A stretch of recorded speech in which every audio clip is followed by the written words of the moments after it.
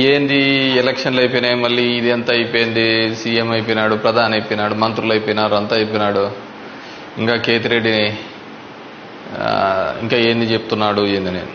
సరే, the beauty of democracy, ప్రజాస్వామ్యం వర్ధిల్లాలని పెద్ద పెద్ద స్టేట్మెంట్లు ఇస్తూ ఉంటాం, అతిపెద్ద డెమోక్రటిక్ నేషన్ అని చెప్తూ ఉంటాం.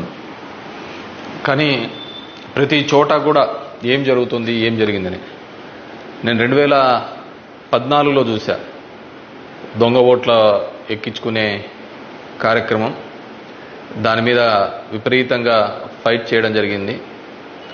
తర్వాత దాన్ని ఆధార్ కార్డుతో లింక్ చేయాలని తీసుకున్నారు, కానీ మ్యాండేటరీ కాదు అనేది కూడా ఒక లింక్ పెట్టి తీసుకున్నారు. ఎందుకంటే మనకు అలా దరిద్రం ఉంది. గ్యాస్ సిలిండర్లు కావాలన్నా ఆధార్ కార్డుకు లింకు కావాలా, లేకుంటే ప్రతిదానికి ఆధార్ కార్డుతో ఉండాలి అని చెప్తారు. కానీ ప్రజాస్వామ్యాన్ని నిలబెట్టేది మాత్రం ఆధార్ కార్డుతో మ్యాండేటరీ కాదు అని చెప్పి ఇచ్చినారు. మరి మిగతా దానికందరికీ మ్యాండేటరీ ఎందుకైందో, దీనికి ఎందుకు ఖచ్చితంగా ఇవ్వాలి అనేది మాత్రం మరి ఆదేశించలేకపోయింది.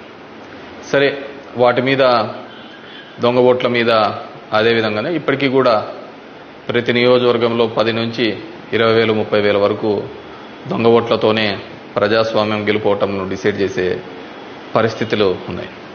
కానీ నన్ను ఎట్లాగో ఎలక్షన్స్ అయిపోయినాయి, ఓడిపోవడం జరిగింది. కానీ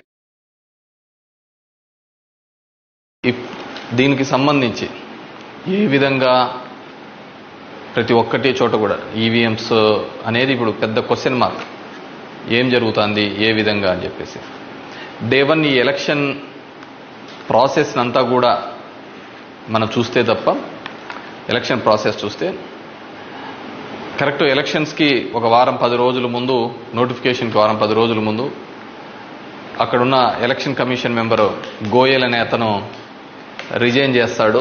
ఎందుకు రిజైన్ చేస్తాడో, ఏ దానికి చేస్తాడో తెలీదు. తర్వాత అంతకుముందు వరకు ఉన్న ఒక చట్టం, ఒక ఎలక్షన్ కమిషన్లో ఒక మెంబర్ని అపాయింట్ చేయాలన్న దానికి ప్రధానమంత్రి, ప్రతిపక్ష నాయకుడు, చీఫ్ జస్టిస్ ఆఫ్ ఇండియా ఈ ముగ్గురు సమక్షంలో ఎన్నుకోవాల్సిన దాన్ని మళ్ళీ ఒక కొత్త చట్టం తీసుకొని వచ్చి ప్రతిపక్ష నాయకుడు, ప్రధానమంత్రి, క్యాబినెట్ సహచరుడు అని పెట్టి తీసుకొని వచ్చి ఒక కొత్త వ్యక్తిని తీసుకొని రావడం జరిగింది. అది మనం అందరం కూడా చూడడం జరిగింది. కానీ ఏం చేస్తారంటే బ్యూటీ ఆఫ్ డెమోక్రసీ, ఏ విధంగా కావాలంటే వాళ్ళ ఆ విధంగా చేయడం జరిగింది. ఈరోజు నేను కొన్ని ఉదాహరణలతో, నేను ఆంధ్రప్రదేశ్ దీని గురించి మాట్లాడితే మీరు ఇట్లా ఓడిపోయినారు కాబట్టి ఏమైనా చెప్తా అంటారు, ఏమైనా మాట్లాడుతూ అంటారు, ఏం అప్పుడు లేదా ఇప్పుడు లేదా అని కూడా మాట్లాడుతూ ఉంటారు. నేను ఇంతకుముందు కూడా చెప్పా, ఏ విధంగా కేవలం ఒకటి మాత్రమే ప్రశాంత్ కిషోర్ ఏ విధంగా చెప్తాడు, కేకే సర్వే అనే వాళ్ళు ఏ విధంగా చెప్తారు, లేకుంటే అశ్విని దత్ అనే అతను ఏ విధంగా చెప్తాడు 160 అని చెప్పేసి. ఎందుకంటే ప్రజల నాడి ఎవరికి దొరకలేదు, అందలేదు అనేది వాస్తవం. అలాంటప్పుడు వీళ్ళు ఏమాత్రం గ్రౌండ్ రిపోర్టు చేయని వీళ్ళకి ఏ విధంగా తెలుస్తుంది. వన్ థింగ్ ఏదైనప్పటికీ కూడా నేను కొన్ని పత్రికల్లో వచ్చిన ఆర్టికల్స్, అదేవిధంగా మిగతా దానిలోకి వచ్చిన ఆర్టికల్స్ని దృష్టిలో ఉంచుకొని మీ ముందు కొన్ని ఉదాహరణలు తీసుకొని రావదలుచుకున్నాను. ఇక్కడ చూసినామంటే తమిళనాడు రాష్ట్రంలో తిరువల్లూరు నియోజకవర్గంలో ఇది పార్లమెంట్ వైజ్గా నేను చెప్తున్నాను, టోటల్ 14,30,738 ఓట్లు పోల్ అయింటే, కానీ ఈవీఎం మాత్రం కౌంట్ చేసినప్పుడు 14,13,941 ఓట్లు 47 ఓట్లు చూపించాడు. అంటే 16,791 ఓట్లు కౌంటింగ్ చేసిన దానికంటే పోలైన ఓట్లు తక్కువగా ఉన్నాయి తిరువల్లూరు అనే విధంగా. అదేవిధంగా అస్సాంలో చూస్తే 10,760 ఓట్లు తగ్గినాయి. అంటే వీళ్ళు కౌంట్ చేసిన దానికి, వీళ్ళు ఈవీఎంలో ఇచ్చిన దానికి పోలింగ్ అయిన దానిలోకి చూస్తే, పోలింగ్ అయినది చూస్తే 12,40,306 అయితే ఈవీఎంలో కౌంట్ చేసిన దానిలకు 12,29,546 ఓట్లు ఉన్నాయి, 10,760. ఒడిస్సా ధనకల్ అనే చోట 11,93,460 ఓట్లు ఈవీఎంలలో పోలయింటే ఈవీఎంలు కౌంట్ చేసినప్పుడు మాత్రం 11,84,033 9,427.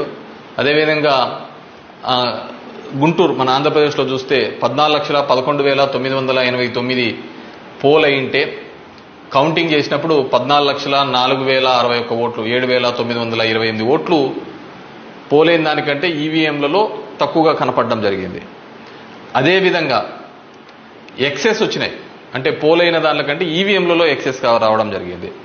ఆ సంఖ్య చూస్తే అస్సాంలో కరీంగంజ్ అనే చోట చూస్తే 11,36,538 ఈవీఎంలలో పోలయింటే ఎంచే టైంకి 11,40,349 అంటే 3,011 ఓట్లు పెరిగినట్టు కనపడినాయి. అదేవిధంగా ఒంగోలులో చూస్తే ఈ 13,99,707కి కౌంట్ చేసినప్పుడు 14,11,174 ఓట్లు. అదేవిధంగా ఒడిశా దాంట్లో బలాస్పూర్, మధ్యప్రదేశ్లో మండ్లా, అదేవిధంగా బీహార్లో బుక్సర్, ఇవన్నీ చోట పోలైన ఓట్ల కంటే ఈవీఎంలలో పెరిగిన ఓట్లు ఇవి. అదేవిధంగా ఇక్కడ పోలైన ఓట్ల కంటే ఇక్కడ తగ్గిన ఓట్లు. ఇది ఓవరాల్గా కూడా చెక్ చేసుకుంటే వచ్చిన విషయం. రెండో దానికి చూస్తే టోటల్ ఈ విధంగా చూస్తే దేశవ్యాప్తంగా 140 నియోజకవర్గాల్లో ఈ విధమైన ఓటు డిఫరెన్సెస్ జరిగినట్టు మొత్తం దీనిలో ఫామ్ 17సికి దీనిలో చెక్ చేసిన చోట మనము చూడడం జరిగింది. పైకెత్మ అదేవిధంగా ఈ విధంగా 16,000 ఓట్ల నుంచి ఈ విధంగా చేయడం జరిగింది. మే 25 ఈసీ రిలీజ్ చేసిన దాని ప్రకారము ఒక్క నిమిషం, ఇవన్నీ కూడా చిన్నవి మాక్ ఓటింగ్లలో జరిగినవి ఇవన్నీ అని చెప్పేసి వాళ్ళు చెప్పడం జరిగింది. ఇంకా ఏమంటే ఫామ్ 20 ఇంకా ఇంతవరకు ఆన్లైన్లో కూడా అప్లోడ్ కాలే. మామూలుగా ఇవన్నీ ఆన్లైన్లో అప్లోడ్ కావాల్సిన విషయం. ఎందుకు అవన్నీ చెప్పొచ్చు, లక్షల మెజార్టీలలో వస్తున్నప్పుడు ఈ 1000, 2000, 3000 ఎందుకు ఈ విధంగా అని చెప్పేసి నేను దానిలో కూడా కొన్ని ఉదాహరణలు చెప్తాను. దీనిలో సంబంధించి చూస్తే మొదటిది ముంబై నార్త్ వెస్ట్ మహారాష్ట్ర దానికి సంబంధించి మొత్తం ఈవీఎంలలో పోలైన ఓట్లు 9,51,580 ఓట్లు మొత్తం పోలైనాయి. కానీ ఈవీఎంలు లెక్కేసినప్పుడు దాంట్లో 9,51,582 ఓట్లు ఈవీఎంలు మాత్రం కౌంటెడ్గా కనిపినాయి. అంటే ఆడ లెక్క చేసిన దానికి దీనిలకు సంబంధించి తేడా కనపడడం జరిగింది. కానీ అక్కడ ఏం జరిగిందంటే శివసేన యూబీటీ అభ్యర్థి డిఫీటింగ్ అమోల్ గజనన్ అనే అతన్ని 48 ఓట్లతో మాత్రమే అక్కడ ఓడించడం జరిగింది. అదేవిధంగా సెకండ్ కేసులో చూసినాము అంటే జైపూర్ రూరల్లో రాజస్థాన్లో 12,38,818 ఓట్లు ఈవీఎంల ద్వారా పోలయింటే కానీ ఈవీఎంలలో లెక్కించినప్పుడు మాత్రం అది 12,37,966 ఓట్లుగా మాత్రమే చేయడం జరిగింది. 852 ఓట్లు అక్కడ కౌంట్ కాలే. 852 ఓట్లు అక్కడ కౌంట్ కాలేదు. బీజేపీకి సంబంధించిన రావు రాజేందర్ సింగ్ అనే అతను ఈ సీట్ని గెలవడం జరిగింది.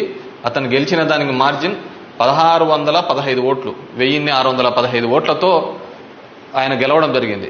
1,600. కానీ అక్కడ వచ్చిన తేడా 852. ఇది ఇట్లా మారిపోయినా ఇది ఇట్లా గెలిచిందో అంటే ఆ లోయెస్ట్ మార్జిన్. ఎందుకని థర్డ్ కేసు చూస్తే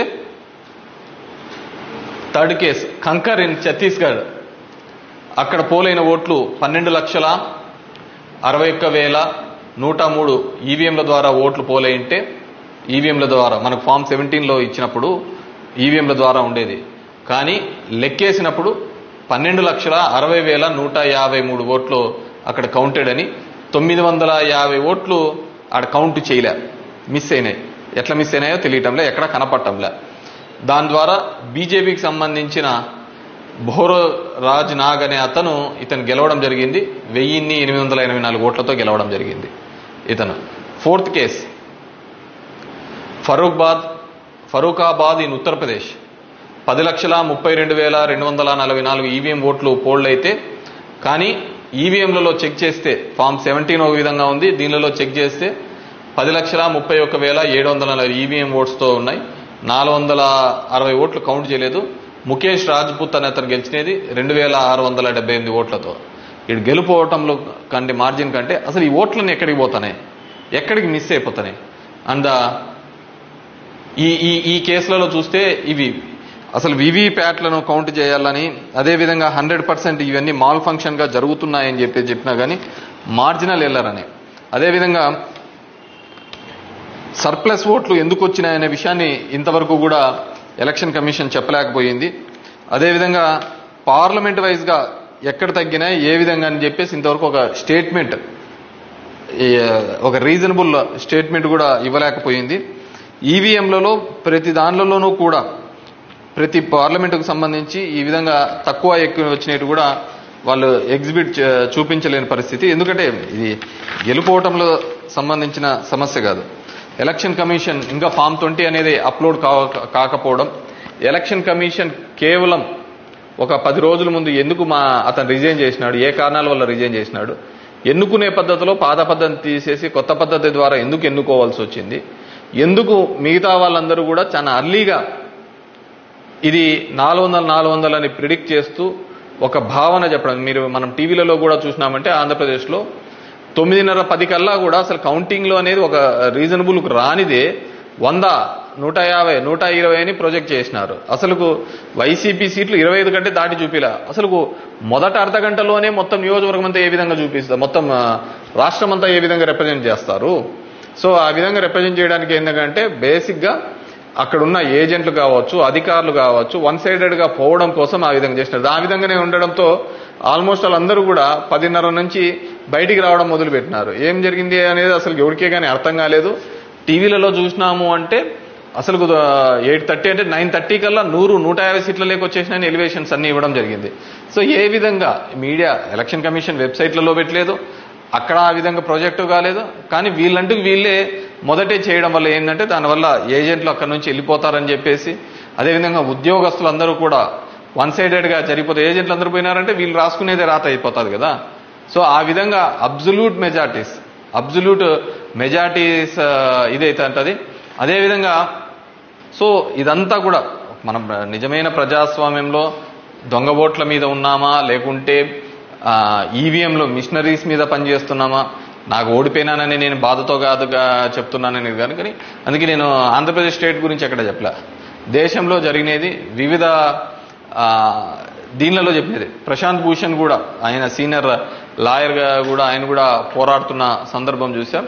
సో ఇది మనం మాట్లాడకపోతే, ఎందుకంటే మేము ఎక్కడైనా ఊర్లలో పోయినా కానీ, ఊరు నుంచి వచ్చినా కానీ, టౌన్లో కానీ మిగతా వాళ్ళన్నా మేము వేసామని చెప్తున్నారు. మరి వేసింటే ఓట్లు ఎక్కడికి పోయినాయి, ఎవరికి పోయినాయి? ఎక్కడి నుంచో వచ్చి 3,000తో గెలుస్తామని చెప్పేసి ధర్మవరంలో 2 నెలల నుంచి చెప్తున్నారు. ఏ విధంగా ఆ ఫిగర్ అచీవ్ అయ్యి 3 నెలల నుంచి చెప్తుంటారు? So it's a big question mark. So there is completely ఏదో ఒక సెక్షన్లో అయితే మ్యానిపులేషన్ జరిగింది. ఇప్పుడు ఏం చేసేది ఎందుకు కాదు, కానీ జస్ట్ ప్రజలందరూ కూడా మనం అందరం వివేకంగా ఆలోచించుకొని డెమోక్రసీ ప్రజాస్వామ్యాన్ని ఇదే పెట్టుకుంటూ పోతా అంటే మోడీ 3 అవుతుంది, మోడీ 4 అవుతుంది, మోడీ 5 అవుతా ఉంటుంది. ఇంక జనం యొక్క ఓటుకు దాని విలువకు ఎటువంటి విలువ ఉండలేని పరిస్థితి మనం చూడగలుగుతాం. So these are all planned and స్క్రిప్టెడ్గా అంతా కూడా జరిగిందని పూర్తిగా నేను నమ్ముతున్నాను. పబ్లిక్ జనం కూడా అదే విధమైన ఆలోచనలతో ఉన్నాయని నమ్ముతున్నాను. వాట్ ఎవర్ మేబీ నాకు కూడా ఈ 5 ఏళ్ళు కూడా జనాలు మీరు ఇంకా తిరిగినే చాలు, చేసినే చాలు, ఇది చాలు అని చెప్పేసి ఒక బ్రేక్ ఇచ్చినట్టుగా ఉంది. కానీ బ్రేక్ ఇచ్చినంత తప్ప నాకు రాజకీయాలు తప్ప వేరేది ఏమీ తెలియదు కాబట్టి డెఫినెట్గా నా గొంతును వినిపిస్తూనే ఉంటాను. అన్ని విధాలుగా కూడా ఎక్కడెక్కడ ఏ తప్పులు జరుగుతున్నా కానీ అది నియోజకవర్గ వ్యాప్తంగా కావచ్చు, రాష్ట్ర వ్యాప్తంగా కావచ్చు, దేశవ్యాప్తంగా కావచ్చు, ఖచ్చితంగా ఇంకా ఇట్లా కాకుండా నేనేం వేరే వాళ్ళను బూతులు తిట్టేది ఇంకోటి ఆ అవసరం లే. జనాలకు ఎంతో కొంతమంది కన్నా సరే నాకు తెలిసిన విషయాన్ని షేర్ చేసుకోవాలనేది ఒక ఆలోచన విధానంగా అనుకున్నాను. డెఫినెట్గా ఐ విల్ కంటిన్యూ దట్. ఎందుకంటే చూస్తున్నాం అక్కడక్కడ జరిగినవి ఇవన్నీ కూడా. ఐ వాంట్ గివ్ ఎన్నుకున్న ప్రభుత్వానికి కూడా వాళ్ళకు కూడా మనం కూడా ఒక 6 months మనం కూడా టైం ఇవ్వాలి.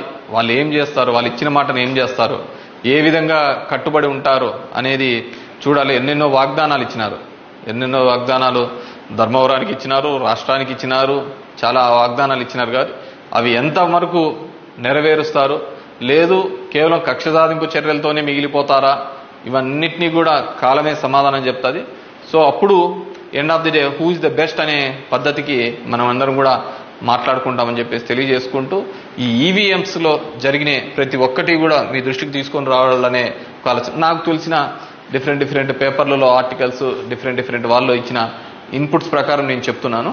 సో ప్రతి ఒక్కరికి ఓటు హక్కు కల్పిస్తానన్న ఈసీ మరి ఇన్ని టోటల్ ఓట్లు వేసిన దానిలో చూస్తే దేశవ్యాప్తంగా 362 నియోజకవర్గాల్లో 5,54,598 ఓట్లు మిస్ అయినాయి, కనపడటం లేదు.